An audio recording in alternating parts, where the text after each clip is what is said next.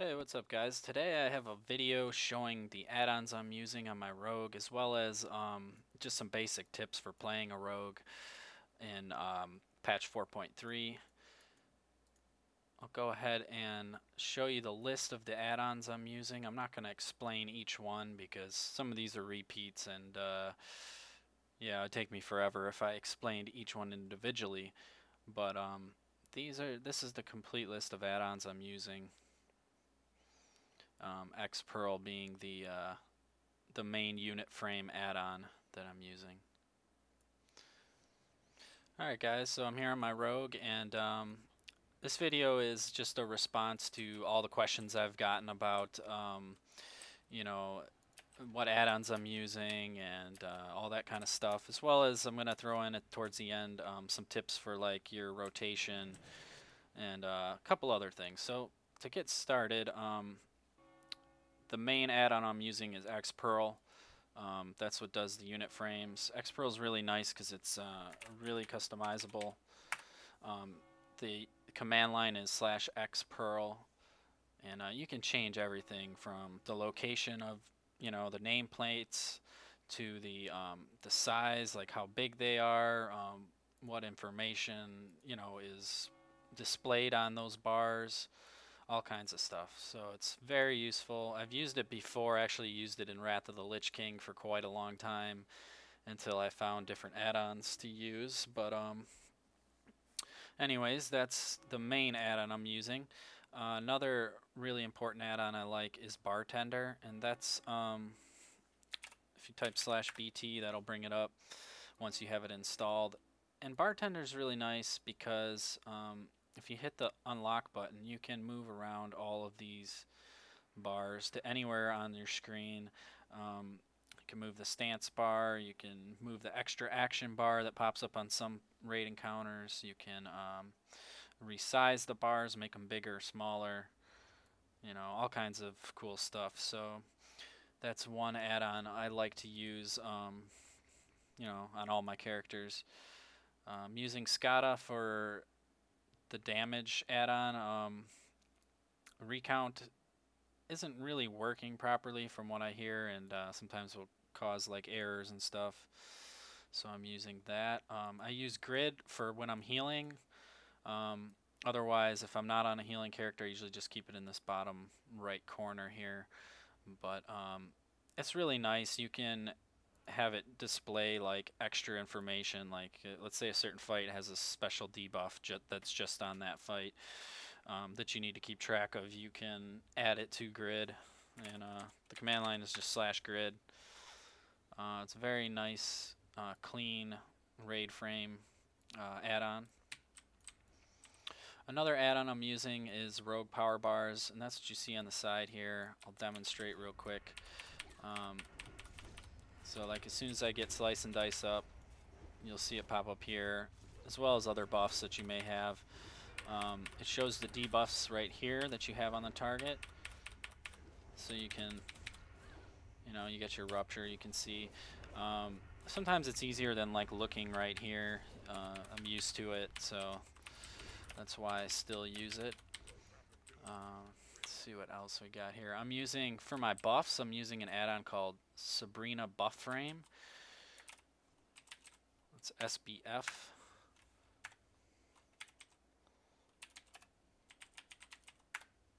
SBF space options brings up the little panel here, and you can completely customize how your buffs look.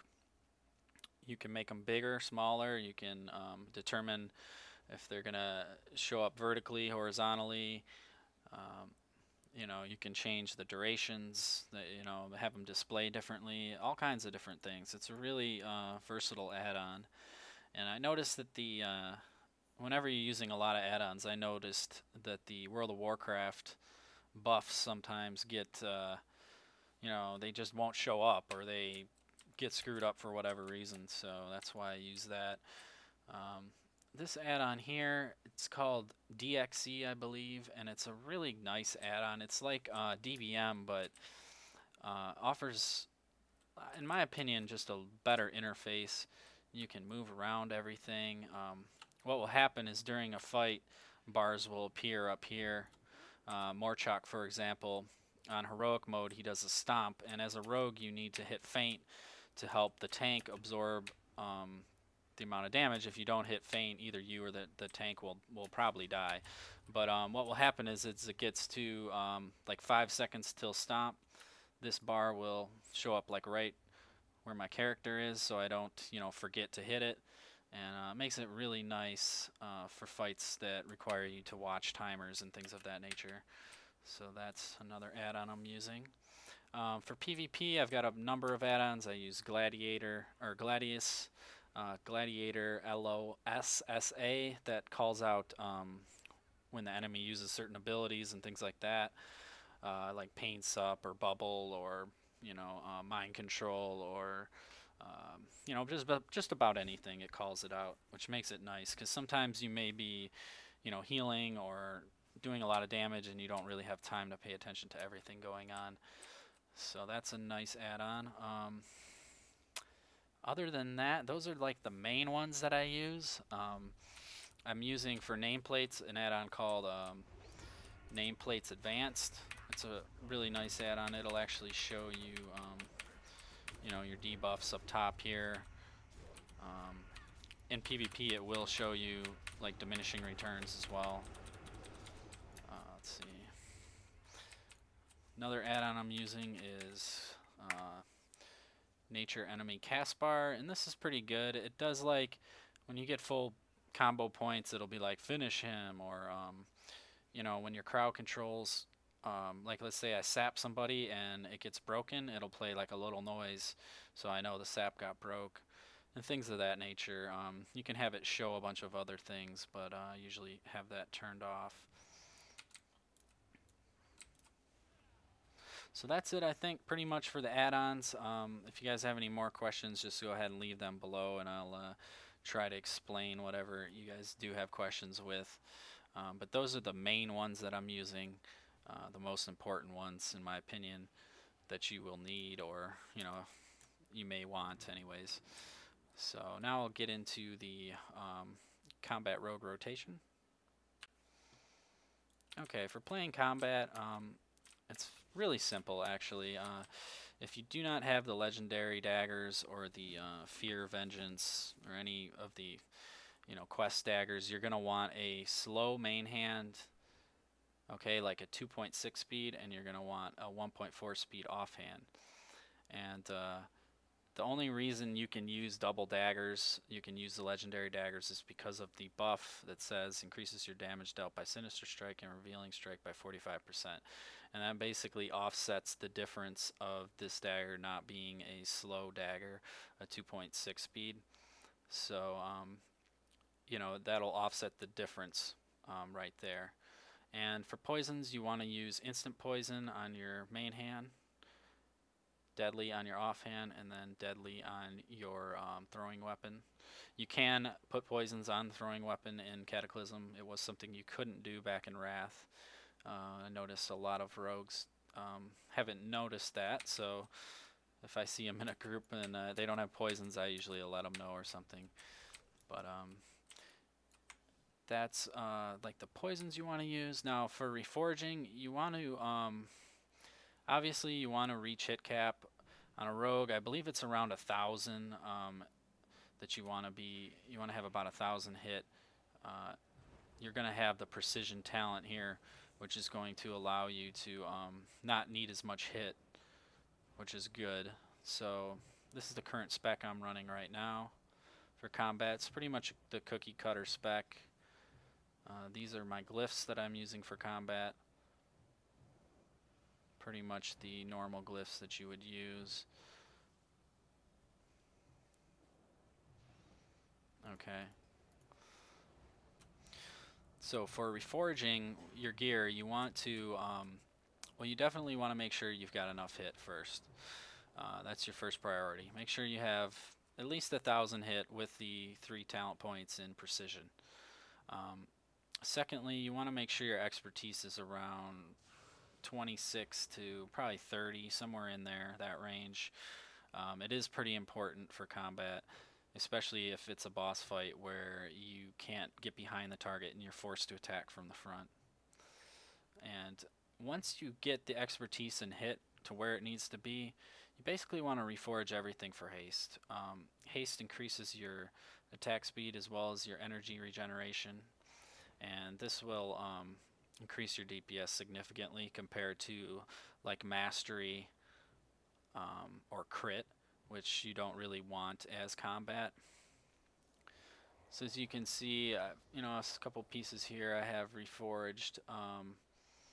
You know, like for instance, if it's a piece with crit on it, you obviously reforge crit first. That's the weakest stat, followed by mastery, then haste. So always look for your crit pieces and reforge those first. Right here, let's see, yeah, this piece isn't reforged, which I could reforge. I probably should. Just want to show you an example. Now, see, pieces with haste and mastery are your strongest combination, and you want to try to not reforge those if possible. So, like as you can see, these two rings, I left them alone because they're both haste and mastery rings. The same thing here with the boots. You never want to reforge haste if you can at all prevent that. The pants here, it looks like I reforged the crit. The belt, I reforged the crit to hit. So basically, that should give you kind of an idea of what you need to do to get the most out of your character. So I'm going to go ahead and just kind of go through the rotation real quick. As combat, you do not need to open from stealth. It's not necessary. It won't increase your damage. Oftentimes it'll slow you down because you'll be moving slow towards the target, and while other players get the jump on the target. So what I usually like to do is just like open up with like Sinister Strike. I'll take that to about 4 or 5 combo points, hit Slice and Dice, and immediately Killing Spree. You want to use your Killing Spree when your energy is low, so you're not capping your energy. Use Revealing Strike, then Sinister Strike, and get a Rupture off once you have 5 combo points. And after that, it's kind of like your burn phase. You can pop your Adrenaline Rush.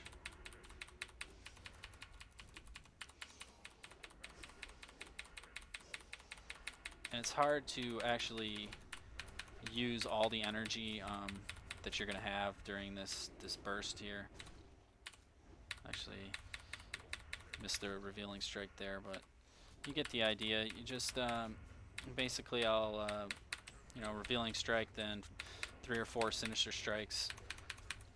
If your Rupture is already up and your Slice and Dice is already up, you can Eviscerate. If it's not, you want to make sure that Rupture and Slice and Dice are both up before doing Eviscerates. And you can pull about 20k damage with no buffs. Well, I do have food buff and flask, so scratch that. But as you can see, it does some pretty good damage fairly easily. So that is the basic rotation for combat. Nothing really difficult. It's actually a fairly easy spec to play. Where it gets tricky is fights with multiple targets. You always want to position yourself. Notice how I'm positioned between these 2 targets here. I'm going to switch on Blade Fury. And being between the 2 targets, I'll be able to hit them both. And this will significantly increase your damage. And this is where combat will beat out Subtlety. Pretty much any fight where you can cleave.